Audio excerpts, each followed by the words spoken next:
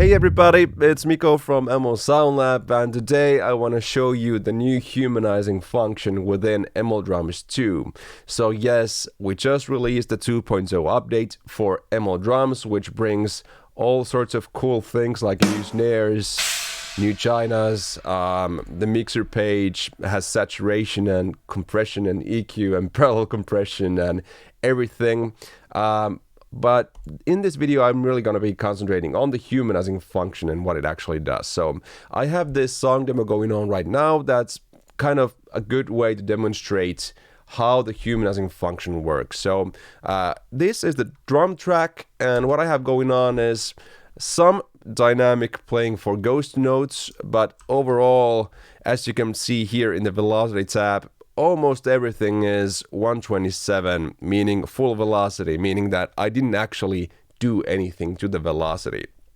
On some of the ghost note snare rolls, and I believe the hi-hat parts here in this kind of a smoother groove section, there is some dynamic playing that needs to happen, but overall, the crashes are full on, the snares are full on, the kicks are full on, everything is full on. So what you're actually hearing here is the automatic velocity and humanizing function of ML Drums 2.0. Let's have a listen to just these drums.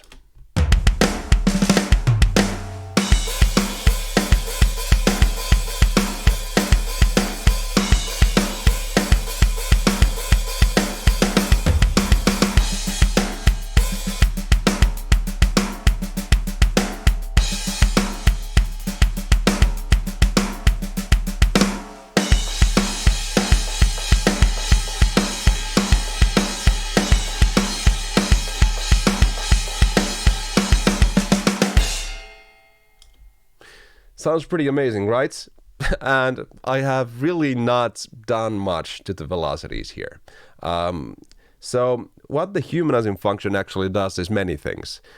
First of all, it adds a smart fatigue kind of a multiplier. So for example, if you're playing a lot of the same drum, for example, the snare, which is the most common use case, which I'll demonstrate a little bit later, you'll get rid of all the machine gunning and you get this very human dynamic approach to everything on the kit. On top of that, as I demonstrated, everything in here is full velocity essentially. So the humanizing also realizes that, for example, when you're playing the kick, you don't kick the full velocity all the time. That's just unrealistic. So it kind of sets the overall velocity of each of these drums to a much more optimal level of velocity. But on top of that, it adds some randomness to it. And that randomness is both volume, both sample sets, and also slightly adding some micro latency to some of the hits. This is all very advanced, so it's just much easier for me to show you the difference. So let's turn off the humanizing function, and I'll turn it on and off every now and then, so pay attention when I'm clicking here. Let's have a listen to these drums again with it off and how robotic it sounds without it.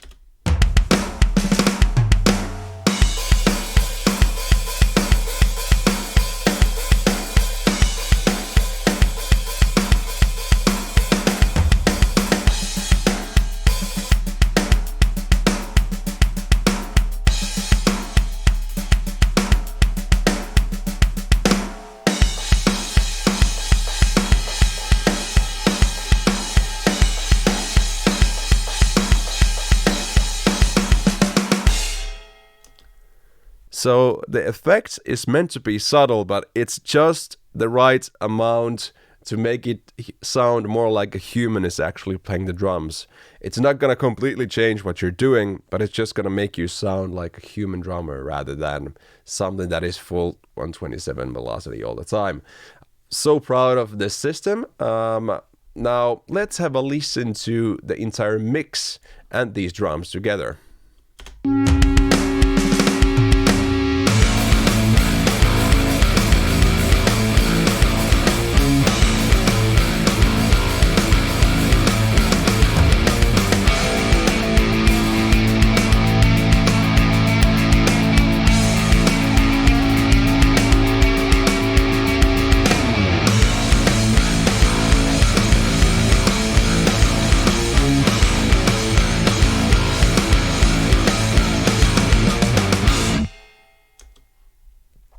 for me at least there, it was very clear that if I didn't have the humanizing on, it sounded quite genty, so to say. So the fashion may be in some metal circles not to have any velocity in there, which is also a cool sound, and you can do that too.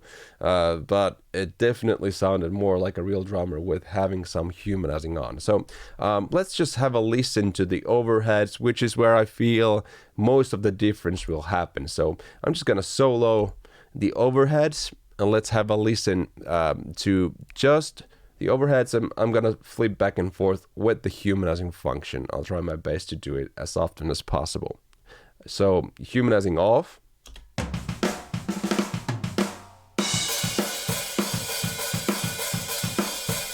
On.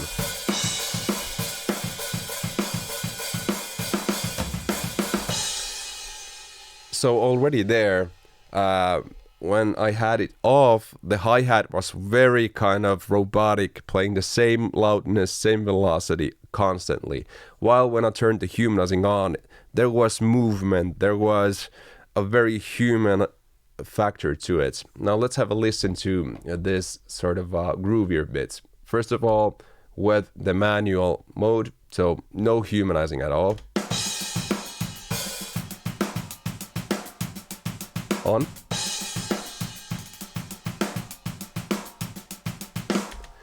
I mean, for me, that is like a night and day difference. I think this makes it very difficult for people to actually know if it's a real drummer or not. So let's do that one more time for this end section. I believe there are some dynamics here.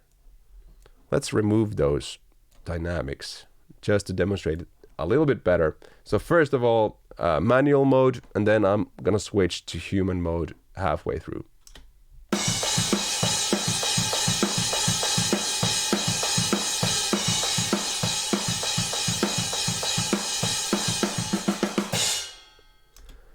Once again, I feel that is night and day difference here on the overheads.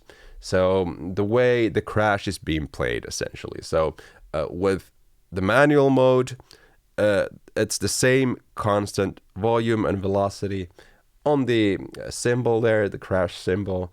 And with the human mode, there was a groove. Very proud of this system. Super happy with it. Now, one of the things that is a little bit more difficult to show is what it's actually doing to the sample layers. So if we just play some snare, okay, that's perfect for demonstrating the machine gunning. So let's start there. Let's turn all the mics on. Actually, let's just turn on the close mic on the snare.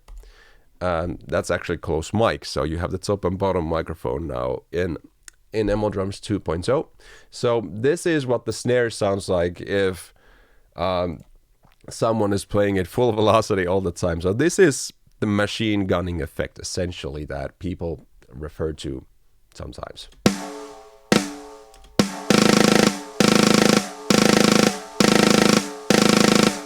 Well, first of all, I would highly recommend you never to program drums like this. It's inhuman. But let's see how the humanizing function handles this kind of a ridiculous thing.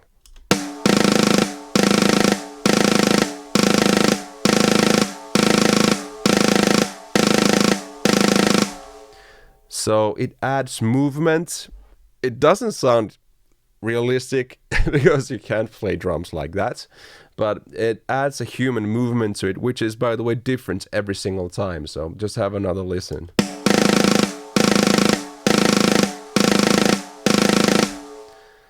Let's actually have these be 16th notes because that is just ridiculous. Let's have a listen again. Manual mode. Human mode.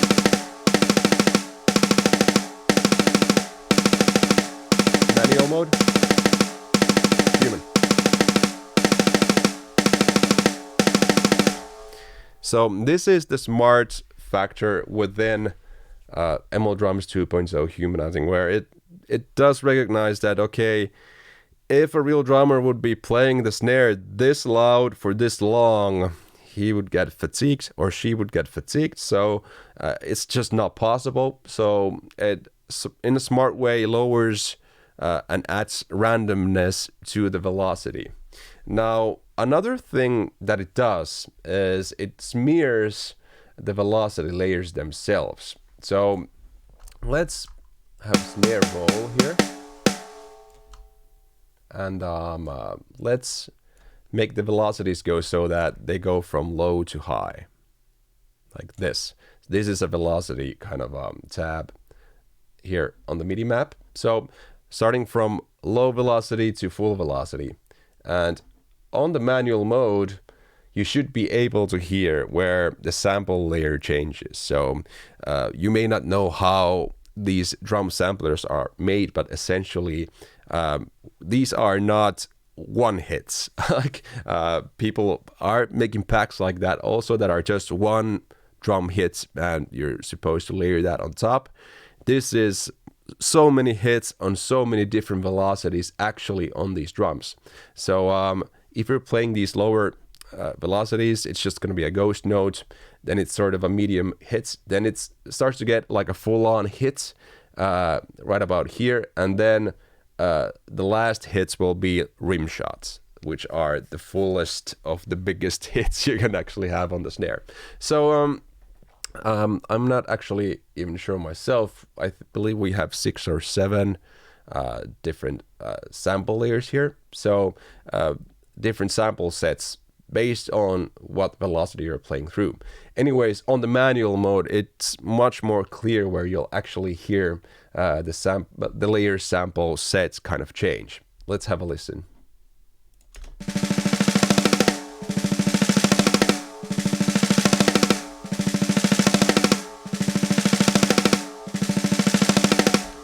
So if I'm hearing this correctly, it's actually quite difficult to hear where it changes, but these 3 hits were sort of full power hits with no rim shots, and then the 4 last ones actually had some rim shot to it. So even a smackier sound when you go full velocity. But notice that it happens the same exact way every single time. So this will be, I believe this is velocity 82 or something. So this will be the first full power hits, and the full rim shot hit will be this one, which is like 106. So it will work the same way every single time. That one was full hit.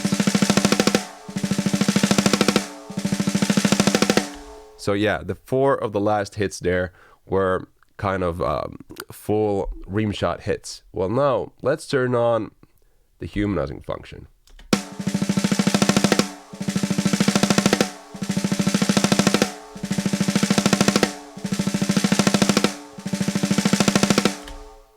It becomes quite difficult to hear where the layers are changing. And even if you do this with the pen here, I can actually demonstrate this very well. So have a listen.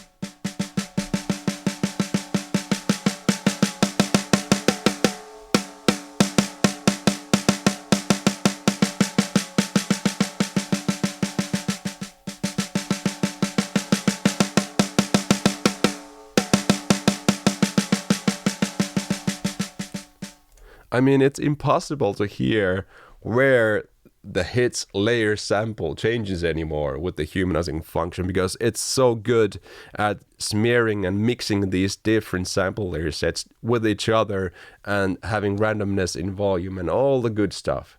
So with the humanizing function, it even makes this kind of a use case much better. I'm geeking out over this as the developer of the product, but I'm just so happy with how it works. I have not experienced this anywhere else. So once again,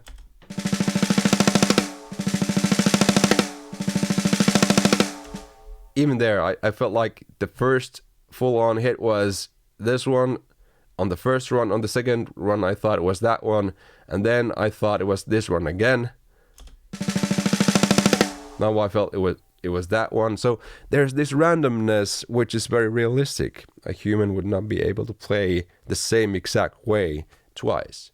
But it's not so different that you need to do multiple exports and choose your favorites out of those. It's just so much more intuitive and human this way. Okay, and that's it. Let's have another listen to this song with the humanizing function on. And remember that all the velocities were essentially 127, so all of the velocity dynamics and human factor that you're hearing in this track is just the humanizing function.